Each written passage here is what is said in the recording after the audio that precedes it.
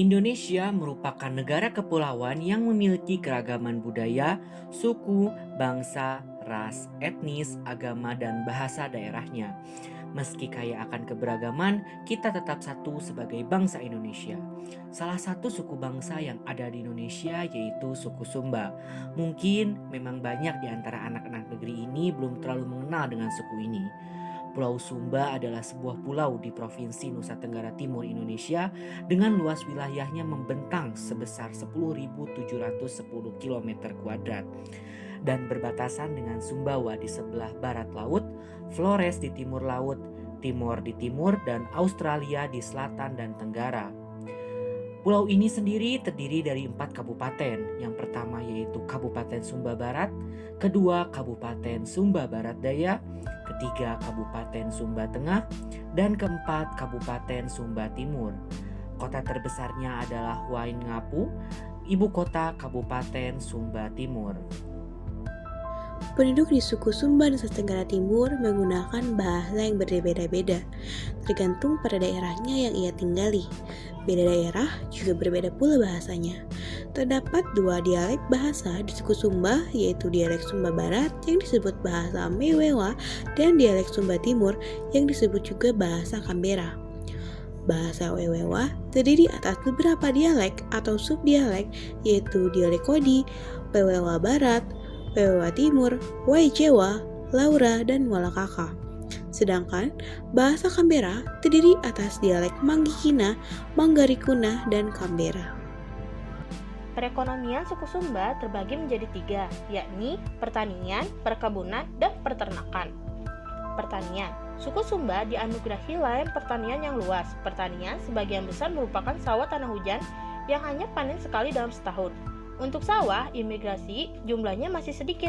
Di daerah Lewa, Sumba Timur, masyarakat sudah mulai melakukan kegiatan intensifikasi pertanian secara modern dengan memakai pupuk, bibit padi unggulan, serta sistem imigrasi yang maju. Perkebunan. Dalam sektor perkebunan, umumnya masyarakat Sumba masih melakukan pemeliharaan dengan cara-cara yang tradisional. Hasil perkebunan utamanya adalah jagung, kopi, pisang, ubi, jelai, tembakau, sirih, pinang, dan kelapa di daerah-daerah pantai. Peternakan. Masyarakat suku Sumba banyak yang berprofesi sebagai peternak kuda, kerbau, sapi, dan juga babi. Mereka menjadi pengekspor kuda dan sapi dalam jumlah besar. Kuda Sumba, atau yang lebih dikenal sebagai kuda sambal, sudah merupakan barang ekspor sejak beberapa abad yang lalu. Sistem kesenian di suku Sumba itu ada seni tenun ikat yang dibuat dengan banyak teknik dan mempunyai 45 corak yang memiliki arti berbeda-beda sesuai di mana tenunan tersebut dibuat. Corak yang terkenal itu ada jara atau kuda yang melambangkan keagungan dan kepahlawanan. Kuda juga merupakan simbol harga diri dari masyarakat Sumba. Kemudian lanjut ke seni pertunjukan yang dimiliki oleh suku Sumba. Yang pertama itu ada tari kabongkang yang berasal dari Kabupaten Sumba Timur, digunakan sebagai ungkapan rasa syukur atas lahirnya bayi dari raja dan ratu, dan sekarang juga digunakan sebagai tari penyambutan. Selain itu, ada tari Woleka yang berasal dari Kabupaten Sumba Barat Daya yang diperagakan oleh penari wanita dan pria.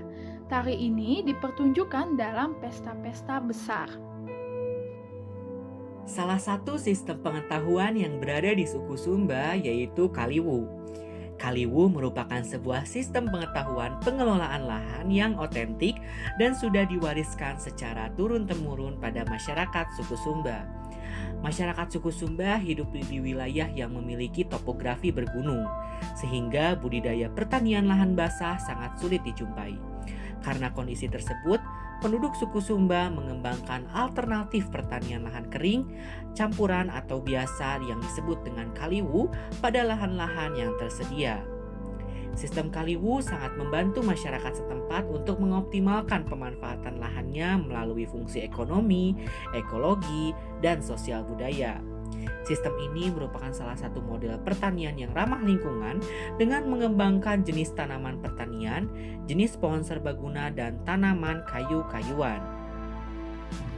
Sistem religi di suku Sumba itu menganut agama lokal Marapu, agama yang memuja para leluhur yang disebut dengan Marapu, yang dimana para Marapu ini mempunyai peran sebagai perantara antara Tuhan dan manusia.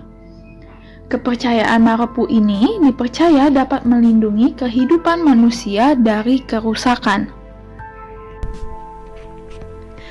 Dalam kehidupan warga suku Sumba, terdapat sistem kemasyarakatan kekerabatan. Kelompok kekerabatan terbesar yang berada di dalam masyarakat suku Sumba adalah Kabihu. Kabihu atau yang biasa kita sebut marga atau suku, ialah sekelompok orang yang merupakan suatu persekutuan hukum menurut keturunan yang beranggotakan orang-orang dari turunan satu leluhur.